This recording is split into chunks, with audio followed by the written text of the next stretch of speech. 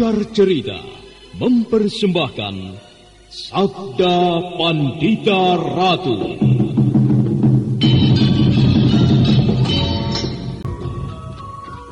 Sabda Pandita Ratu, naskah ditulis oleh Pondra Swastilangi, diolah oleh Agus Nur Ismail, didukung oleh artis-artis terkemuka, Ferry Fadli, Eli Ermawati, M. Abud, Ivana Rose, dan lain-lain. Teknik dan montase, Ibing Arifin, dengan sutradara Dian Pertiwi.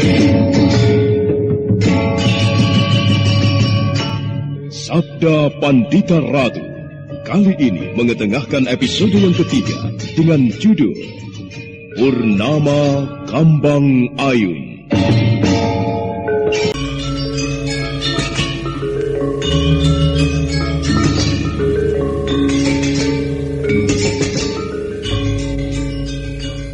Kameswara nampak masih terpaku menatap orang yang berada di hadapannya.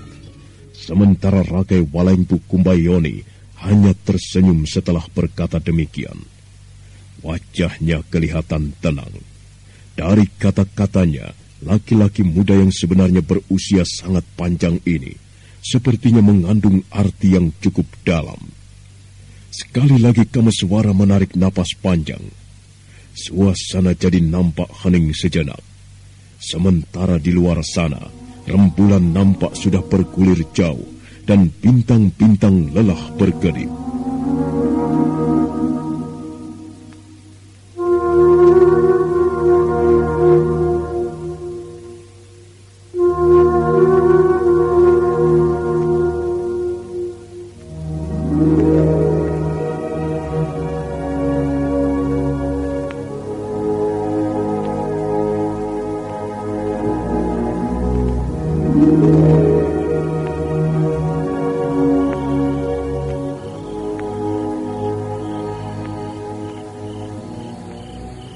Kenapa kau diam, Kameswara?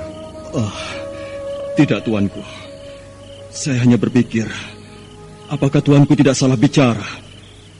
Bukankah tuanku Rakai tahu bahwa saya tidak mempunyai kepandaian apa-apa? Aku bukan meminta pertolongan dengan menggunakan kehebatan. Tetapi aku membutuhkan pertolongan dari kau. Hanya dengan ketulusan hatimu. Lalu pertolongan apa yang tuanku Rakai harapkan dari saya? Ada satu keinginan yang selama ini mendekam dalam hatiku. Dan hal itu membuatku selalu merindukannya. Aku merindukan kematian, Kameswara.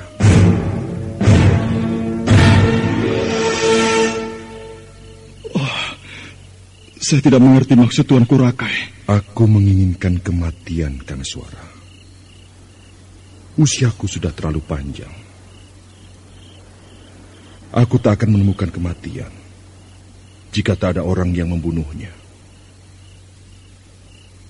Aku hidup di Mayapada ini rasanya sudah bosan. Karena yang kutemukan hanyalah kejenuhan dan kebosanan yang tidak ada habis-habisnya. Sekarang bagiku, kematian adalah sesuatu yang indah, yang selama ini kurindukan. Aneh sekali. Kenapa di dunia ini ada juga orang yang bosan hidup? Apakah ini pun adalah sikap manusia yang bisa dikatakan tidak puas? Tuanku Rakai, lalu apakah yang saya harus lakukan untuk tuanku? Nanti akan kujelaskan. Sebaiknya sekarang kau ikut aku ke dalam. Ada sesuatu yang ingin kutunjukkan padamu. Ayo. Duduknya. Rakai Walengpu Kumbayoni pun segera melangkah, kemudian diikuti oleh Kameswara. Keduanya terus melangkah masuk ke dalam ruangan itu. Sementara Kameswara kelihatan masih bingung dengan apa yang sedang dialaminya.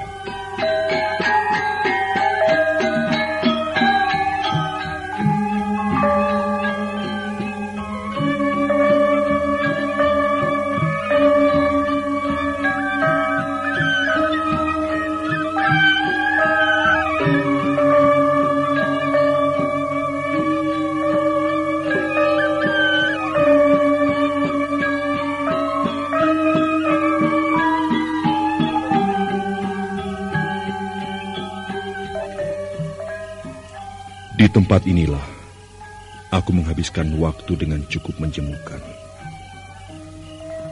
Hari demi hari berlalu tanpa perubahan. Sampai-sampai banyak sekali pertanyaan yang berkecamuk di dalam hatiku. Kapan semua ini akan berakhir? Lalu kenapa Tuanku Rakai tidak meninggalkan saja tempat ini? Bukankah dengan begitu segala kebosanan dan kejenuhan yang selama ini Tuanku Rakai rasakan akan hilang? Bukan aku tidak mau meninggalkan tempat ini, Kameswara. Tetapi karena aku mempunyai tanggung jawab dengan tempat ini. Rasanya berat sekali untuk meninggalkannya. Kecuali aku meninggalkan tempat ini hanya dengan kematian.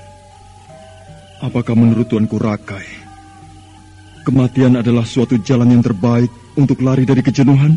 Entahlah. Tetapi aku memang merindukan kematian, Kameswara. Ya. Karena air suci itulah yang menyebabkan aku jauh dari kematian. Kedengarannya sungguh hebat sekali keampuhan air suci itu. Baru sekarang aku percaya bahwa air suci yang diperebutkan itu ada. Kameswara, ada yang kau pikirkan? Tidak, Tuanku. Tiba-tiba saja saya teringat dengan cerita yang pernah saya dengar tentang Tuanku Rakai. Dulu, bukankah Rakai kalah dalam peperangan menghadapi saudara sendiri, yaitu menghadapi Rakai Pikatan? Ya, benar. Peperangan itu memang tidak pernah kulupakan. Rakai Pikatan, saudaraku sendiri, telah mengkhianatiku. Ia telah menusukku dari belakang. Mereka menyerang wilayah Walaing bagaikan banjir bandang. Aku sebenarnya tidak menyangka kenapa Rakai Pikatan sampai begitu. Padahal sehari sebelum terjadi peperangan itu, aku bersama-sama dengannya memuja persembahan untuk leluhur kami, Raja Balitung. Ya, siapa mengira persembahan yang kulakukan bersama-sama itu awal dari pelebaran kekuasaan. Kenapa Tuanku Rakai dapat dikalahkan Rakai Pikatan? Bukankah Tuanku adalah orang yang hebat dan sakti mandraguna? Aku sebenarnya dapat mengalahkan Rakai Pikatan. Tetapi apa untungnya aku mengumbar amarah jika harus memakan kurban dari orang-orang yang tidak bersalah? Karena pada saat itu, bukan hanya Rakai Pikatan saja yang menyerangku. Aku memandang jauh ke depan, anak muda. Itulah sebabnya aku tidak melawan dan lebih memilih meninggalkan Walaing. Kemudian bersembunyi di tempat ini. Setelah bersembunyi di tempat ini pun, orang-orangnya Rakai Pikatan masih terus memburuku. Karena mereka tahu ada sesuatu kelebihan yang kubawa. Kelebihan apa yang Tuanku Rakai bawa? Kelebihan itu sebenarnya hanya sebuah ramalan yang mereka takutkan. Kelak, jika aku menemukan kematian, aku akan menitis pada seseorang yang menurut ramalan akan menurunkan raja-raja besar di tanah Jawa ini. Apakah seseorang yang Tuanku maksudkan itu membawa pertanda sebagai kekasih dewa-dewa? Ya, orang yang akan kutitisi memang mempunyai pertanda sebagai kekasih dewa-dewa. Dari mana kau mengetahui hal itu? Saya pernah bertemu dengan seorang pemuda yang membawa pertanda itu. Orang itu sangat luar biasa sekali. Dia bernama Ken Arok. Ken Arok? Ya. Mungkin sudah dekat saatnya aku harus menemukan kematianku. Ken Arok. Ya. Mungkin dialah bagian dari takdir yang tidak terpisahkan dariku. Saya tidak mengerti maksud Tuanku Rakai. Nanti akan kujelaskan. Sebaiknya sekarang kau kupertemukan dengan permaisuriku. Permaisuri? Iya. Jadi Paduka tinggal di tempat ini tidak sendiri? Iya. Aku memang tidak sendiri tinggal di tempat ini. Tapi aku merasa hidup di sini seorang diri. Ayolah, Kamiswara. Iya, tuanku.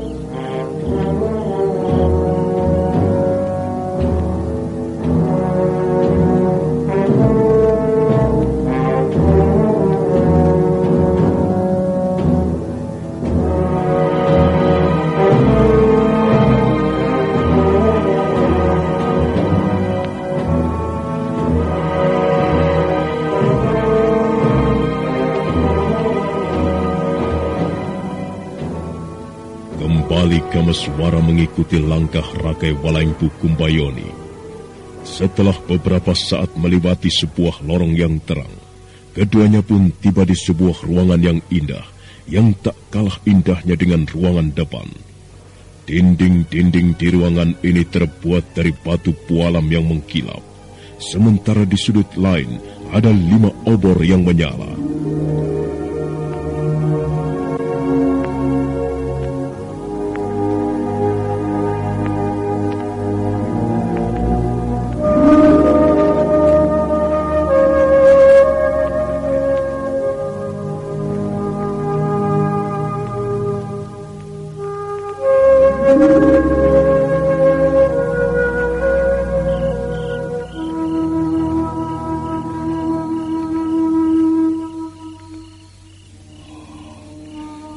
Bukan main indah sekali ruangan ini.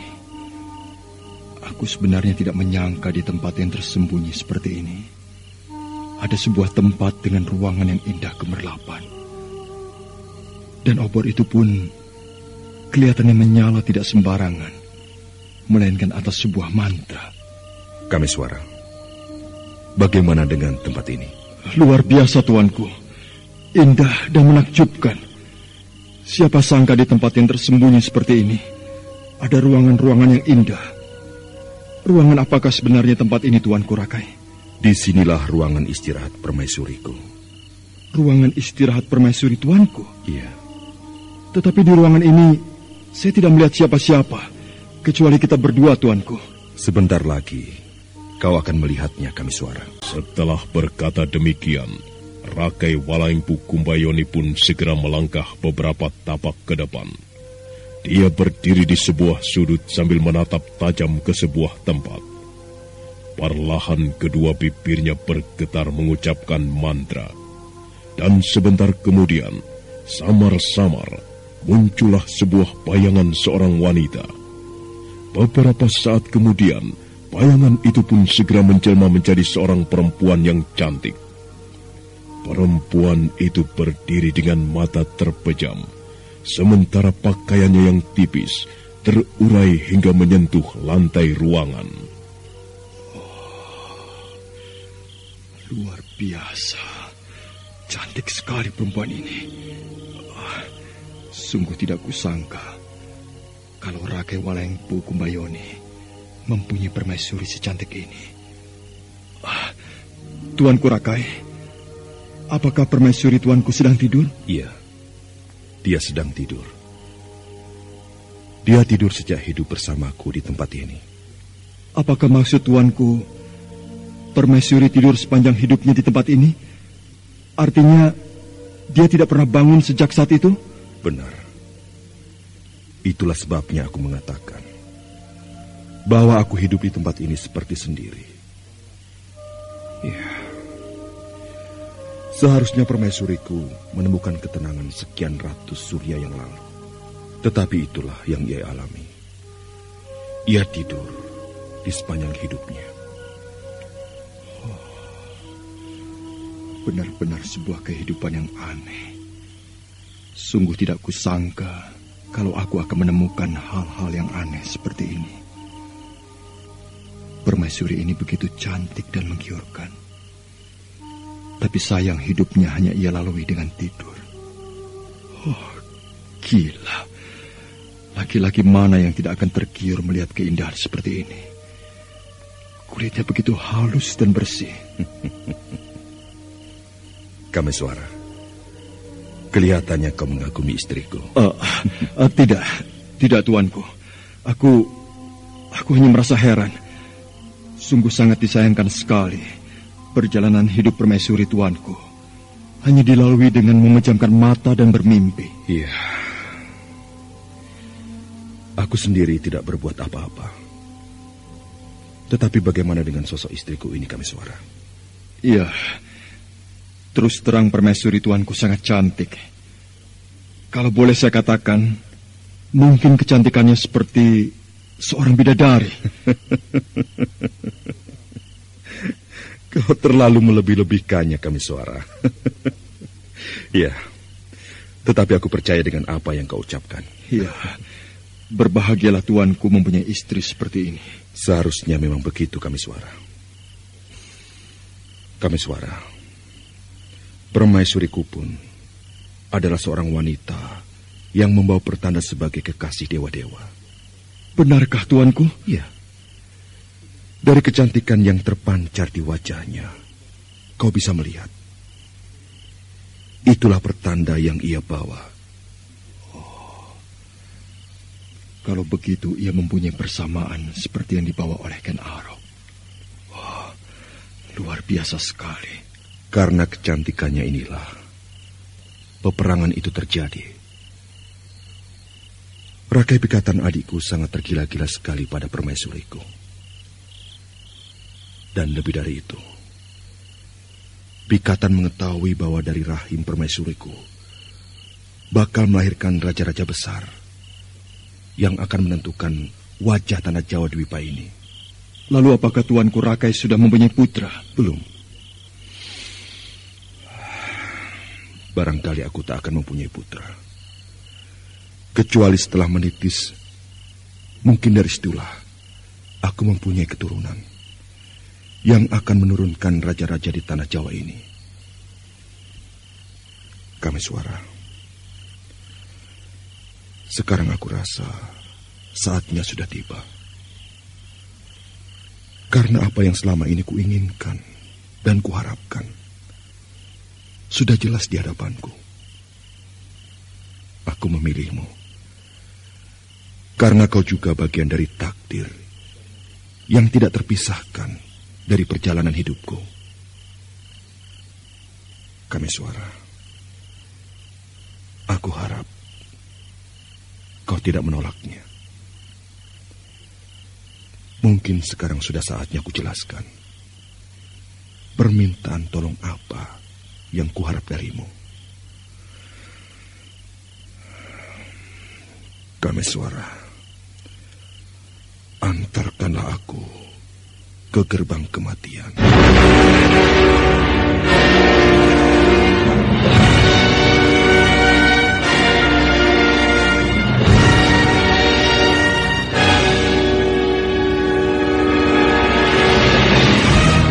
Kameswara tersentak kaget mendengar kata-kata Rakai Walengpu Kumbayoni. Tiba-tiba saja wajahnya berubah merah.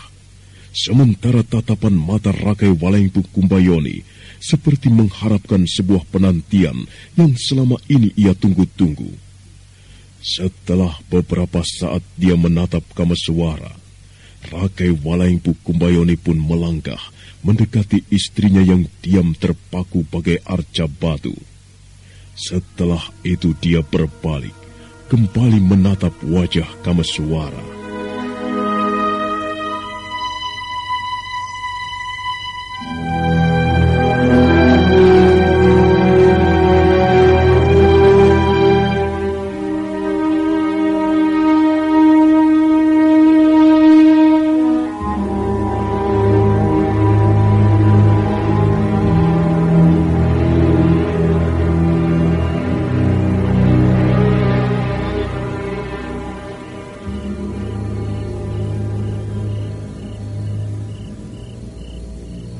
Aku sudah tidak menginginkan hidup lama di tempat ini, Kameswara.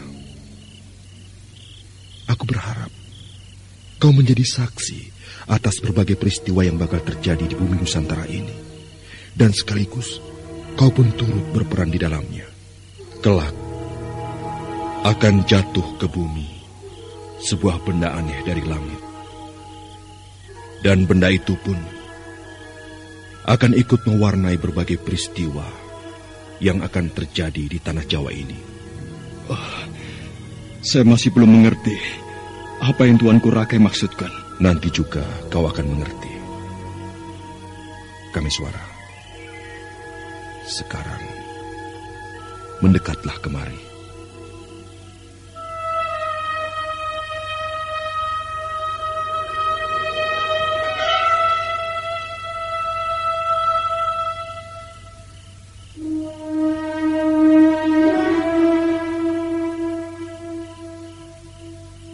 Perlahan Kameswara melangkah mendekati Rakai Kumbayoni.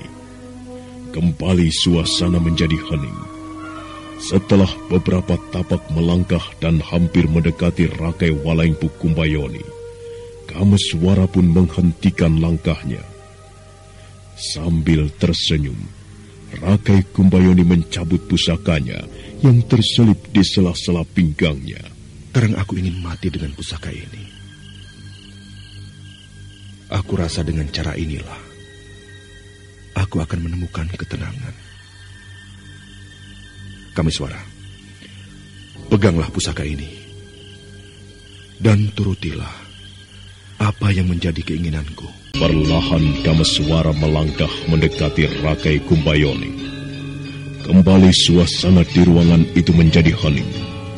Setelah beberapa tapak Kameswara melangkah, kemudian dia pun berhenti dalam jarak yang tidak berapa jauh dengan Rakai Kumbayoni. Sambil tersenyum kecil, Rakai Walaingpu Kumbayoni mencabut pusakanya yang terselip di sela-sela pinggangnya.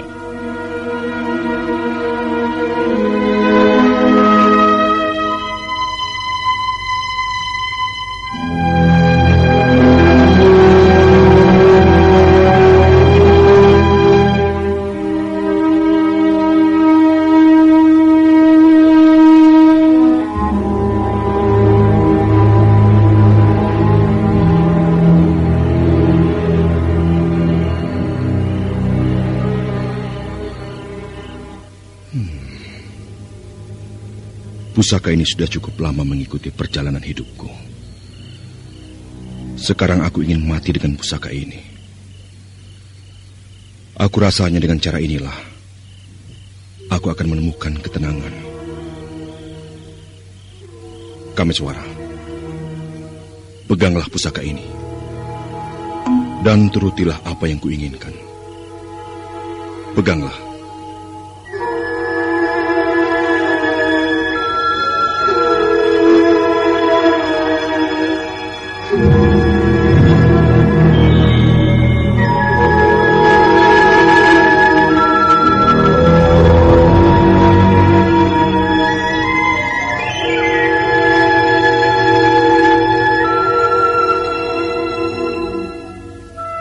Dengan tangan yang gemetar, Kameswara pun meraih keris yang disodorkan Rakai Walaingpu Kumbayoni.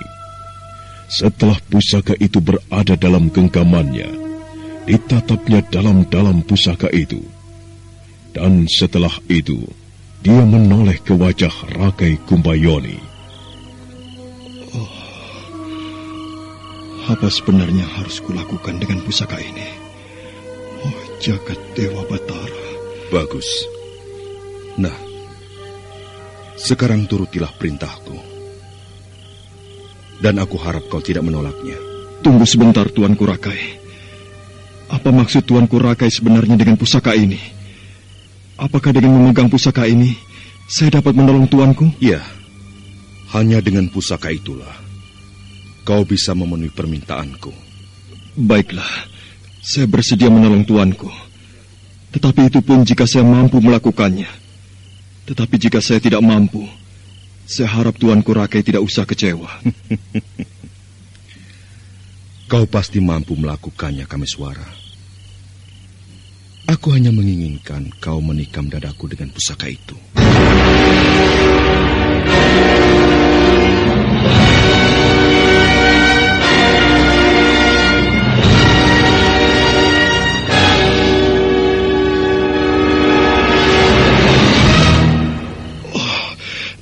Tidak, Tuanku. Bagaimana mungkin saya bisa melakukannya? Jangan paksakan saya untuk melakukan hal yang tidak saya sanggupi, tuanku. Kau sanggup, Kameswara. Aku percaya kau mau melakukannya. Jangan, tuanku. Sekalipun saya sanggup, tetapi saya tidak mampu melakukannya. Kau mampu melakukannya, Kameswara. Aku harap kau mau melakukannya. Karena kau adalah bagian dari takdir yang digariskan dalam perjalanan hidupku. Tetapi kenapa harus saya yang melakukannya, tuanku? Saya benar-benar tidak mampu, tuanku. Saya harap tuanku jangan memaksa saya. Ini sama saja tuanku Rakai memerintahkan saya untuk membunuh. Bukan. Membunuh adalah satu hal yang bukan diperintahkan oleh orang itu sendiri. Tetapi kau melakukan ini atas permintaanku sendiri. Itu berarti kau bukan membunuh. Aku tidak akan mati, Kameswara. Jika kau menikamkan pusaka ini ke dadaku, rohku tetap hidup. Dan kemudian menitis pada seseorang yang membawa pertanda sebagai kekasih dewa-dewa. Tetapi jika kau tidak mau melakukannya, maka aku tak akan menitis. Dan aku akan tetap seperti ini sepanjang hidupku. Ya, kalau aku tetap seperti ini, maka ramalan tentang keturunanku akan sirna begitu saja. Aku bingung. Apakah aku harus melakukannya? Soalnya yang harus kulakukan ini bukanlah menghadapi seorang musuh.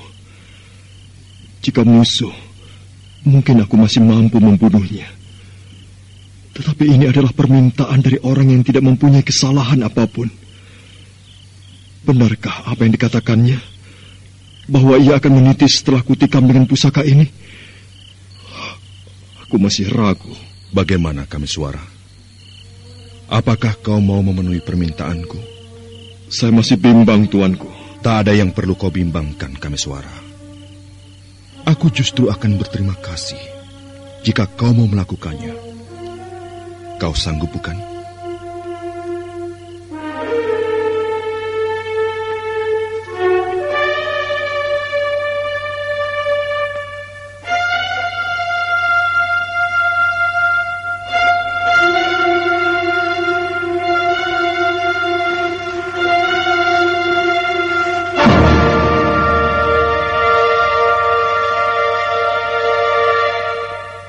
Kameswara diam saja.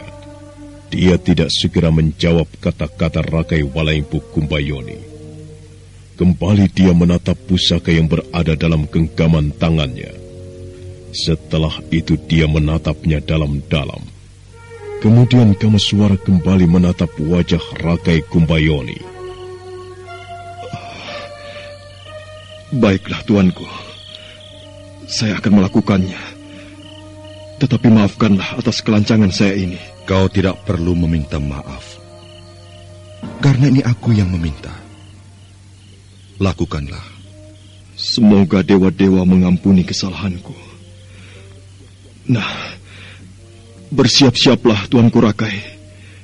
Mudah-mudahan segala apa yang Rakai ramalkan menjadi kenyataan. Lakukanlah, Kameswara. Aku sudah siap. Rakai Walaingpu Kumbayoni kemudian maju selangkah mendekati Kameswara. Sementara Kameswara sendiri masih diam dalam keadaan yang bimbang. Perlahan diangkatnya pusaka yang berada dalam genggamannya. Tangan Kameswara kelihatan gemetar, seolah-olah terasa berat untuk melakukannya. Tapi tak lama kemudian,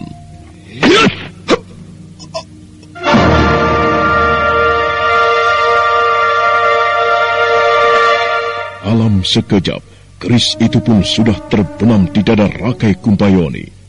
Namun sungguh di luar dugaan Kameswara, Rakai Walaingpu Kumbayoni sama sekali tidak merasakan sakit atau merintih ketika pusakanya menerobos dadanya. Tetapi justru dia malah tersenyum, sementara darah mulai mengalir dari dadanya yang terluka.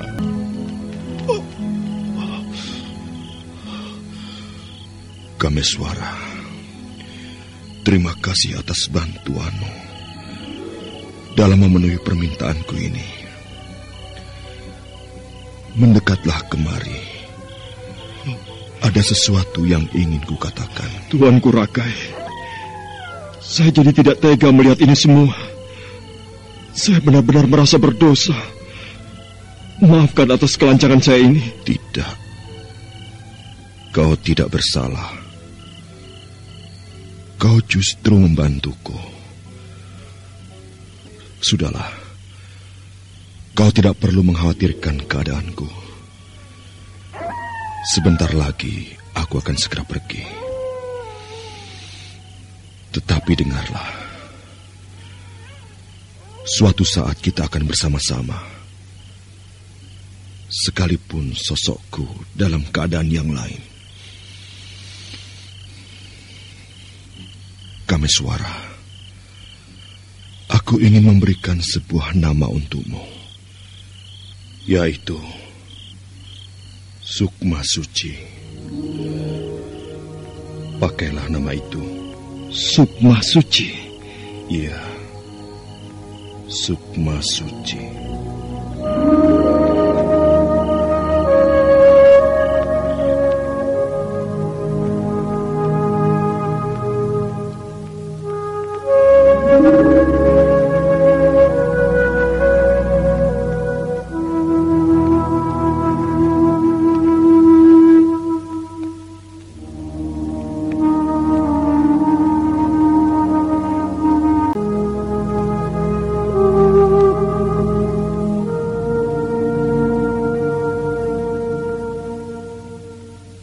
Setelah berkata demikian, Rakai Walaingpu Kumbayoni pun perlahan roboh ke tanah. Kameswara kemudian segera memparingkan tubuh itu. Darah terus mengalir dari dadanya yang terluka. Namun keanehan terjadi. Di antara darah yang mengalir itu, terlihat air bening yang juga keluar dari dada mayat Walaingpu Kumbayoni. Melihat hal itu, Kameswara sangat terkejut. Tetapi lebih terkejut lagi ketika dari dada mayat yang terluka itu muncul asap putih seperti kabut. Asap itu terus menyeruak keluar, semakin lama terlihat semakin tebal. Oh, asap. Apakah asap ini seperti kabut yang terdapat di luar sana? Oh, asap ini semakin lama semakin tebal.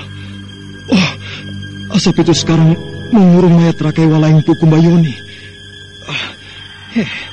Apalagi ini akan terjadi? Kameswara mundur beberapa tapak melihat asap tebal yang mirip kabut itu mengurung mayat Rakai Walaingpu Kumbayoni. Sementara asap terus menebal dan keanehan pun terjadi. Tiba-tiba saja asap itu lenyap disusul dengan lenyapnya mayat Rakai Walaingpu Kumbayoni. Mayat Rakai Walaingpu Kumbayoni lenyap. Jasad Rakai Walaingpu Kumbayoni sirna. Bersamaan dengan itu, di tempat yang jauh, yaitu di padang karautan, Ken Arok yang saat itu sedang melakukan semadi, tiba-tiba saja mengerang. Dia merasakan seolah-olah ada sesuatu yang menyentak sukmanya. Ken Arok kemudian menjerit bagaikan seekor harimau yang terluka. Suaranya yang keras telah membelah malam.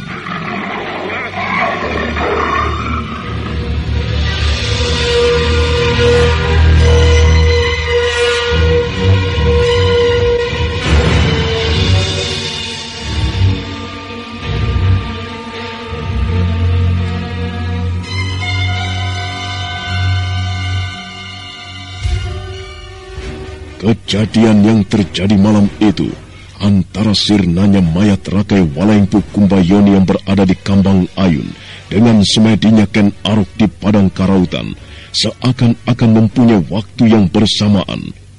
Sementara itu, Haryo Panumping dan Ken Siwi yang juga tengah melakukan semedi tiba-tiba saja terkejut dengan lenyapnya kabut di wilayah itu. Paman Haryo Panumping, lihatlah, kabut ini tiba-tiba saja lenyap. Iya, aneh. Apa yang sedang terjadi ini? Kenapa tiba-tiba saja kabut yang cukup tebal ini lenyap begitu saja? Apakah sudah saatnya kabut ini lenyap, Paman? Padahal, bukankah bulan purnama belum tiba? Benar. Seharusnya kabut ini lenyap pada saat muncul bulan purnama. Suara air terjun itu pun tak terdengar lagi, Paman. Iya. Aneh. Suasana di wilayah ini tiba-tiba saja berubah seperti keadaan semula. Kensiwi, kalau begitu, lebih baik kita tinggalkan tempat ini. Kita cari ayahmu. Mumpung keadaan sedang dalam suasana... Sekarang benar-benar telah kembali pada suasana semula. Rupanya ajian rembulan kalangan pun yang ditebar oleh Rakai Walaingpu Kumbayoni ikut lenyap bersama lenyapnya tubuh pemilik ajian itu. Sementara itu, Kameswara yang masih terpaku menghadapi suasana aneh itu, tiba-tiba saja teringat dengan nama yang diberikan Rakai Walaingpu Kumbayoni.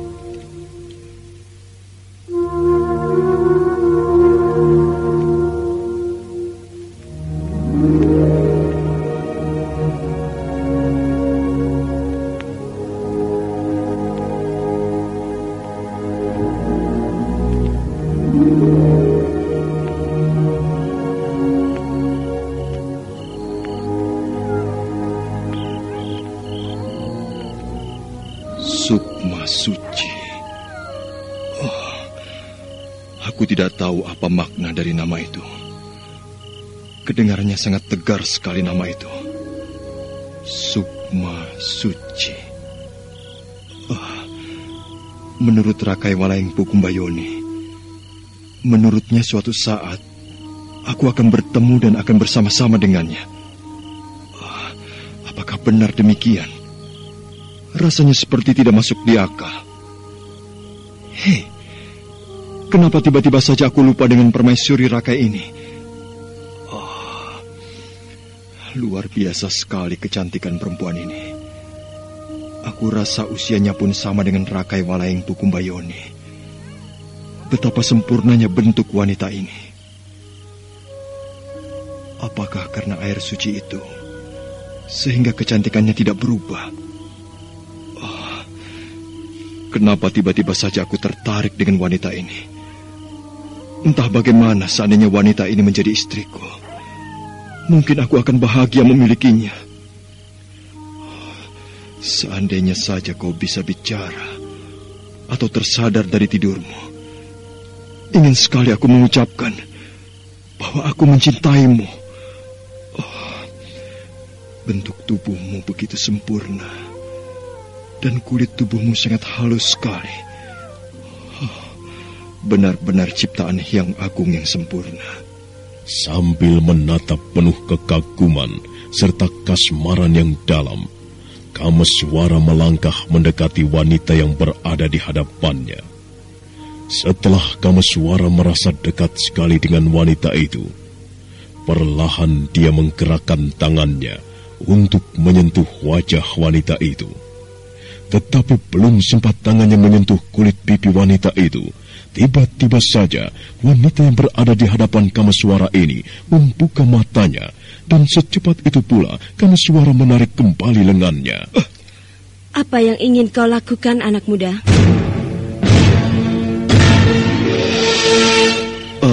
Tidak. Aku tidak bermaksud apa-apa terhadapmu. Kupikir kau tidak akan tersadar dari tidurmu. Tapi, hei, aku tidak melihat kau menggerakkan bibirmu. Aneh, aku jadi bingung. Kaukah yang bicara padaku? Iya, kita memang sedang berbicara. Dan aku bicara tidak melalui bibirku, tetapi hatiku. Jadi kalau begitu, aku mendengar kata-katamu pun salah. Jika aku bicara secara jujur bahwa kau seorang wanita yang cantik. Cukup. Aku sudah katakan, jangan bicara seperti itu. Aku tidak suka.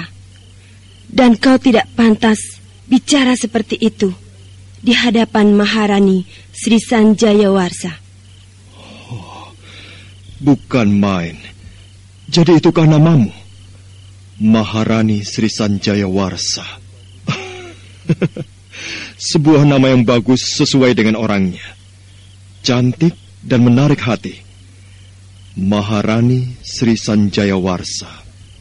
Aku berhak melakukan apapun terhadap dirimu jika aku suka. Karena aku adalah bagian dari takdir perjalanan suamimu.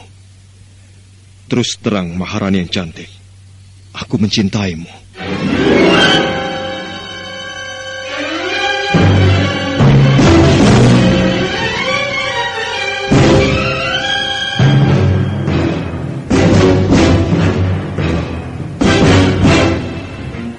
Kameswara benar-benar tidak peduli lagi dengan apa yang dikatakannya. Setelah bicara demikian, kembali tangan Kameswara bergerak untuk menyentuh kulit pipi Maharani Sri Sanjaya Warsa yang halus. Melihat hal itu, mata wanita cantik itu melotot penuh amarah.